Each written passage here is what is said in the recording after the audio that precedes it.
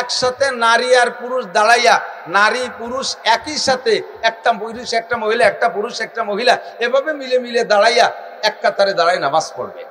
আপনারা এ ব্যাপারে কি একমত? আপনারাই ফতোয়া দেন, এটা কি জায়েজ হতে পারে? জায়েজ কথা বলেন। নামাজের ভিতরে একজন অপরিচিত মহিলা পাশে দাঁড়াইলে, আরে নিজের স্ত্রীও যদি আপনার সাথে জামাতে নামাজ পড়তে চায় তাহলে আপনার কাতারে দাঁড়াইতে পারবে না।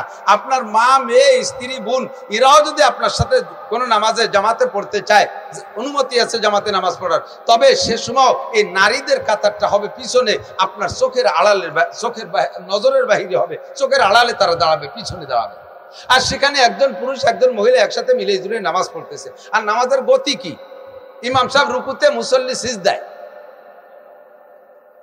ইমাম সাহেব সিজদায়, মুসল্লি দাঁড়ানো আছে, একটা রুকুতে, একটা দাঁড়ানো, একটা খাড়ানো, একটা শোয়া, একটা বসা, এই একটা হজবরল সৃষ্টি করে দিয়েছে। এরও দলে মুসলমান যাইতেছে, যাচ্ছে কি যাচ্ছে না? হাজার হাজার মুসলমান এই হিজবুত তাওহীদের পক্ষে। আমি শেষমেশ বলবো একটা কথা, এদিক তাকান, এদিক তাকান। জিন্দেগি বইরে নামাজ পড়ছে আহলে হাদিস ভাই, বর্তমানে নিউ আহলে হাদিস। আগে নামাজ পড়ছে আমাদের তরিকায়। চট করে দেখি যে বুকির পর ছানা বাঁধে মসজিদে দাঁড়ায় আমিন, মানে বুঝতে চাই যে আমি নামাজ পড়ি, এখন নামাজ শুরু করছি, তোমরা মনে রেখো, তোমরা আমার চিনে রেখো, আমি নামাজ শুরু করছি। আমিনটা জোরে শুরু দিয়ে সবার কাছে পরিচিতি লাভ করছে।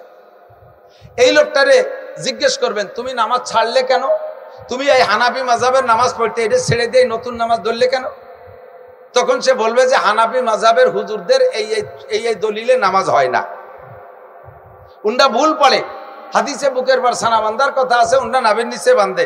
হাদিসে রফায়াদান আছে, উন্ডা করে না। হাদিসে আমিন জোরে আছে, উন্ডা বলে না। হাদিসে ইমামের পিছনে সূরা ফাতিহা আছে, উন্ডা পড়ে না। কাজেই আমার ওই নামাজ পছন্দ হয় না, হাদিসে যে নামাজ আছে আমি সেই নামাজ পড়ি। তাহলে এদিক তাকান, আমার প্রশ্নের জবাব দেন। যদি এই লোকটা আগের নামাজ ছেড়ে দেয় তাহলে প্রমাণ কি? সে আগে যে নামাজ পড়ছে ওই নামাজ হয় না, ওই নামাজ ভুল, নাকি বলেন? ওই নামাজ ভুল বলেই সে ছেড়ে দিছে, তাই তো? এবার সেই ভুল নামাজ পড়ায় কে? মসজিদের ইমাম সাহেব, হানাফি মাযহাবের ইমাম সাহেব, সেই নামাজই পড়ায়, ঠিক না? এবার সেই লোক যাইয়ে সেই ইমামের পিছনে নামাজ পড়ে, তার কায়দায় বুকির পর ছানা বাঁধে, তার কায়দায় আমিন বলে, কিন্তু ইক্তেদা করছে কার পিছনে? হানাফি ইমামের পিছনে। কোন ইমাম?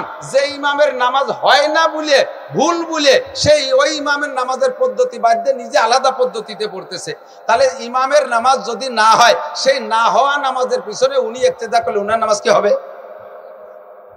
যারা আহলে হাদিস আছে তাদেরকে আপনি এই কথাটা বলে অ্যাটাক করবেন যে ইমামের পিছনে নামাজ পড়তেছ ওই ইমামের নামাজের মতো তুমিও আগে পড়তে, ইদানিং সেই নামাজের সেই পদ্ধতির নামাজ ছেড়ে দিয়ে তুমি আলাদা পদ্ধতি ধরছো। এই কথার পরই তো যে ইমামের নামাজ হয় না, ইমামের নামাজ ভুল। তাহলে ইমামের ভুল নামাজের পিছনে তুমি ইক্তেদা করলে ইমামের নামাজ না হলে কি মুসল্লির নামাজ হবে? যখনই আটকে যাবে তখন বলবে যার যার চিন্তা সেই সেই করে, আমি সহিহ হাদিসের উপর আমল করতেছি। কথা বলেন ঠিক কিনা? আর সে সেই আকীদার পরে সহি তরিকা মনে করে সে জমে আছে। ও দোস্ত, এইভাবে যত ফেরকায় বাতেলা আছে, আমি আরো বলি দু একটা। এই যে বর্তমানে আছে আহলে কোরআন, আহলে কোরআন যেই লোকটা আপনাদের কাছে নিয়ে আসছে, আহলে কোরআনের এই ফেরকাটা নিয়ে আসছে, আপনি তার কাছে কি জিজ্ঞেস করবেন? আপনার নিজেরই তো এলেম নাই, আপনি কতটুক জিজ্ঞেস করতে পারবেন? তার একজনকে নিয়ে আসেন, আমি তারে বলি তুমি কোরআন থেকে সমাধান দাও, কোরআন বুঝেই সমাধান দাও, তোমার যোগ্যতা বলেই তুমি সমাধান দাও। কোরআন শরীফে আসছে, আয়াত শোনেন, হামলুহু ওয়া ফিসালুহু 30 শাহরা। কখনো বলছি কিনা বলতেও পারি, বয়ানের মধ্যে শুনবেন। হামলুহু ওয়া ফিসালুহু 30 শাহরা, একটু বুঝতে হবে, খেয়াল করতে হবে। কোরআন শরীফের আয়াত।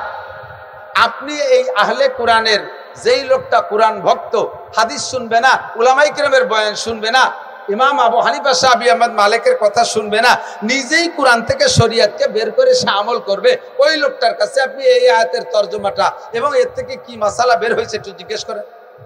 আয়াতটা মনে রাখবেন, ওয়া হামলুহু ওয়া ফিসালুহু 30 শাহরা, একটা আয়াত। যদি এটা মনে না থাকে তাহলে আপনি বলবেন, ইযা কুনতুম ইলা সলাতি ফাগসিলু উজুহাকুম ওয়া আইদিকুম ইলাল মারাফিক ওয়ামসাহু বিরুসিকুম ওয়া আরজুলাকুম ইলাল কাবাইন।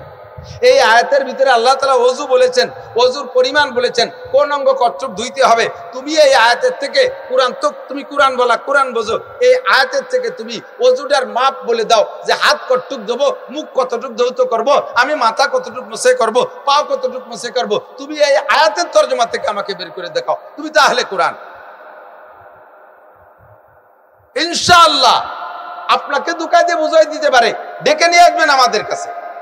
এই জন্য আমি বলি, আপনারা সাধারণ পাবলিক চলে গেছেন, বহু মানুষ যাদের জানার দরকার ছিল কথাগুলো, যাদের কাছে এই বিভিন্ন ফেরকায় বাতেলা আইসা নতুন দাওয়াত দেয়, আমার দিক, যাদের কাছে ফেরকায় বাতেলা গুলো নতুন দাওয়াত দেয় আর এত সুন্দর করে আপনাকে বোঝায় যে আপনি হেরে দুর্বল হয়ে যাচ্ছেন, তারটা খাইতে বাধ্য হচ্ছেন, আপনি এই মুহূর্তে দ্রুত সিদ্ধান্ত নেবেন যে বাবা আমারে বুঝোস না, আমারে বাদ দে।